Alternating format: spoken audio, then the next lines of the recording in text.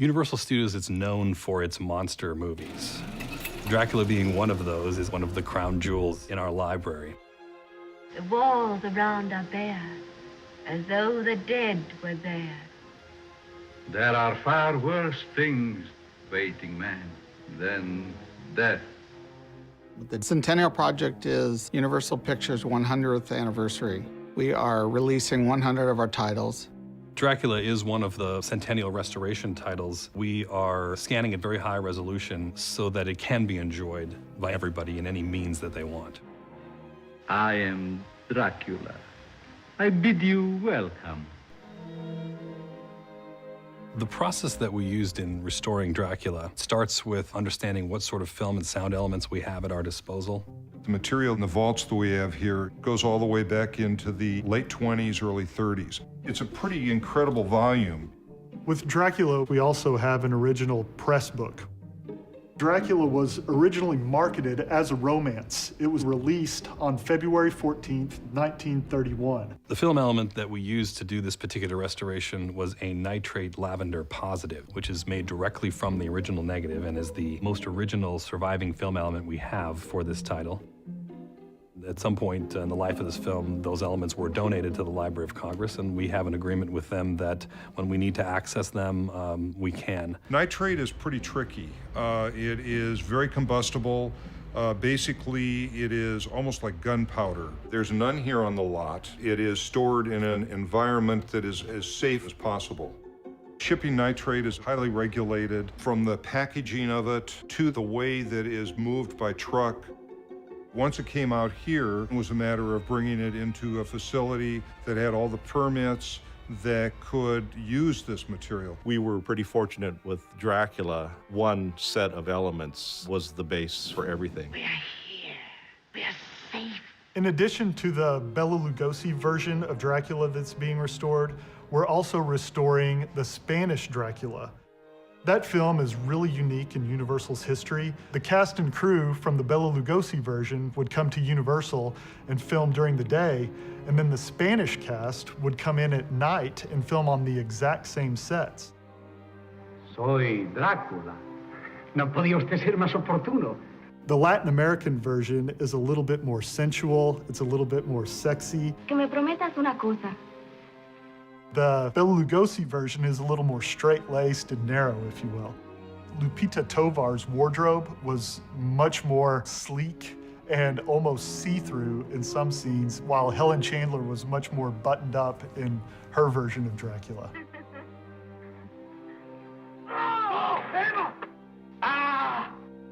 To be able to give that the same treatment that we're doing for the English Dracula that's a great opportunity. What we found with both films, like many from the early 30s, is that they suffered quite a bit of damage. With Spanish Dracula, we were unable to use reel 3 of the original negative. Fortunately, Universal's preservation efforts include collaboration with a number of international film archives, and as a result, we have another print of the Spanish version and use reel 3 from that to complete the restoration. In dealing with scratches, one of the best ways to eliminate those is to use what is known as a wet gate scan. What that involves is that the film, as it passes through the gate in the scanner, passes through a liquid bath. That liquid has the same index of refraction as the film emulsion, and therefore fills in the scratch and is not picked up by the scanner. As we're scanning the film, we are already performing some form of restoration. Once we have those digital files, we take those into many different workstations, working in parallel to do things like tear and scratch removal, dust busting, or dirt removal. In Dracula, we've had some severe film damage on a few frames. I'm able to look at the bad frame and see what frames are around it to see if maybe I could steal portions of a frame before or after the damage and composite it together. And I'm able to paint that out. Quite a few shots needed stabilization, and our software will track the actual original camera movement and negate the camera movement or do a percentage of stabilization because you want to keep that natural camera weave in there. The Dracula main title, there's a large jump cut. Size of the title changes. At some point in time, someone had made a edit, as you can see here by the splice lines. We smooth that out so it's imperceptible now. Even though it's black and white, it still requires some form of density and contrast correction. We call it color, for lack of a better word. When this thing first started, we had something that looked very washed out. So what you're trying to do is maintain the contrast to make it look mysterious and spooky, but still see the detail. We can isolate an area of the frame and either make it darker or lighter. If we can fix it and not compromise the overall image, we usually try to fix it. The whole point of this process is to not let the viewer know that we were here. Vampires are pure myth.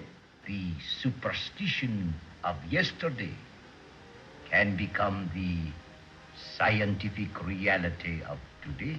Dracula, it's a mono recording, and we're going to keep it mono and present it in a cleaner fashion. It goes through a process of going through perf by perf to make sure that we have no imperfections in that before we hang it on a reproducer. Once we have it up there, we are now going to bring it into a digital recorder, and basically that will be the element that we'll actually create a restoration from. We have some incredible artists who are able to go in and sonically deal with some of the issues that are inherent in the source material.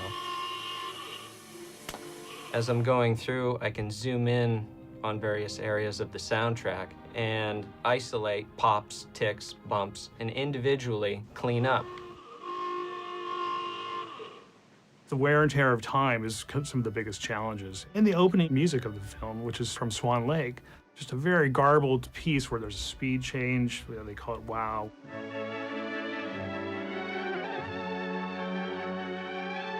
Fortunately, for this music cue existed in Spanish Dracula. So we were able to go back and find a matching piece of the same music with the same quality.